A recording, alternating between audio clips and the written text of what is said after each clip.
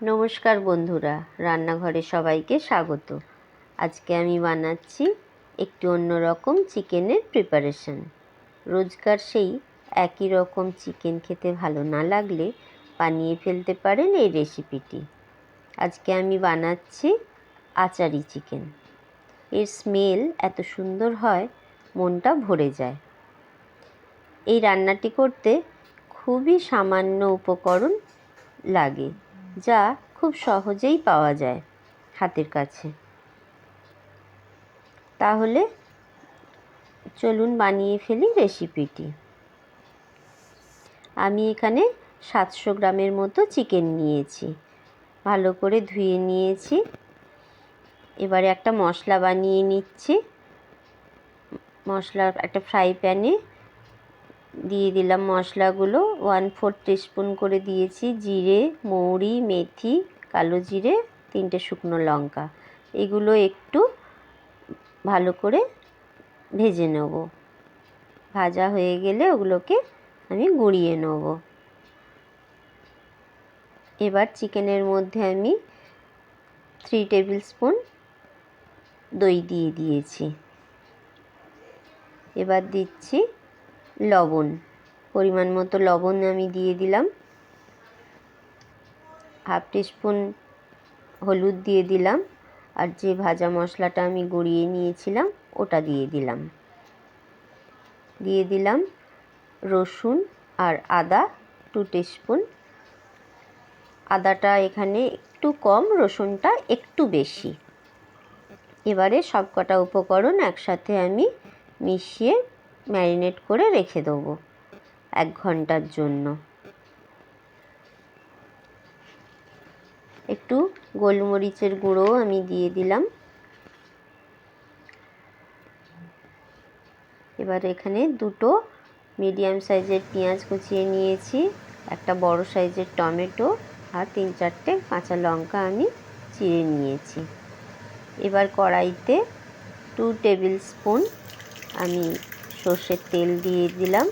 গরম হয়ে গেলে এর মধ্যে দিয়ে দিলাম 1/4 টিস্পুনের মতো সর্ষে দিয়ে আমি এটাকে চিকেনগুলো আমি এবার ওর মধ্যে দিয়ে দেবো। সরাসরি চিকেন দিয়ে আমি কষিয়ে নেব।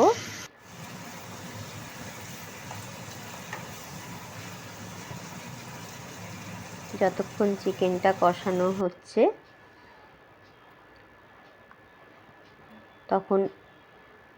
ততক্ষণ আমি আর একটা ফ্রাই প্যানে বাকি মশলাটা করে নেব। আমি 1 টিস্পুন তেল দিয়ে দিলাম। ওর মধ্যে পেঁয়াজটা দিয়ে দিলাম।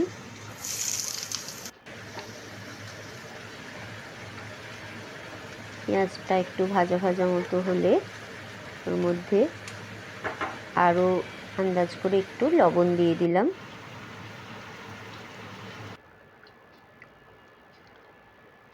পেঁয়াজটা মোটামুটি ভাজা ভাজা হয়ে গেলে আমি কুচিয়ে রাখা টমেটো এর মধ্যে দিয়ে দেবো। এদিকে চিকেনটাও আমি আবার ভালো করে একটু কষিয়ে নিচ্ছি। টমেটোটা দিয়ে আবারও খানিকক্ষণ কষিয়ে নেব। এই রান্নাটা আমি একসঙ্গেই করতে পারতাম।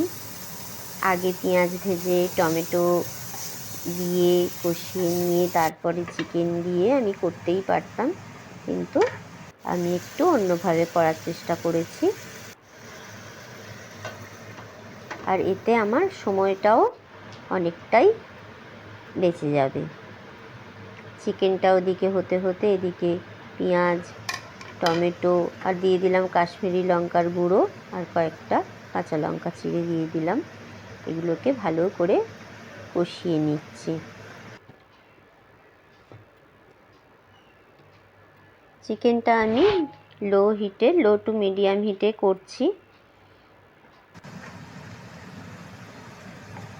মশলাটা আমার ফ্রাই হয়ে গেছে। এবার আমি চিকেনের সঙ্গে মশলাটা মিশিয়ে দিলাম, দিয়ে ভালো করে কষিয়ে নেব।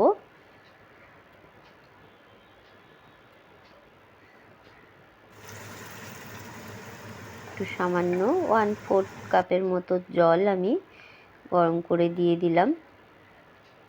এবারে লো হিটে ঢাকা দিয়ে আমি চিকেনটা আরও 5-7 মিনিট হতে দেবো।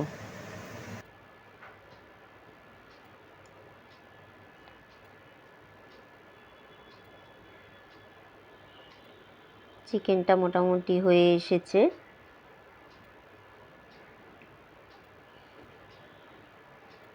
একটু আদা আমি জুলিয়ানভাবে কেটে নিয়েছিলাম, ওটা দিয়ে দিলাম। একটু মুখের মধ্যে পড়লে একটা অন্যরকম ভালো লাগবে। রান্নাটা মোটামুটি হয়ে গেল, আমি স্ট্যান্ডিং টাইমের জন্য রেখে দিয়েছিলাম। এবার সার্ভ করে নিচ্ছি।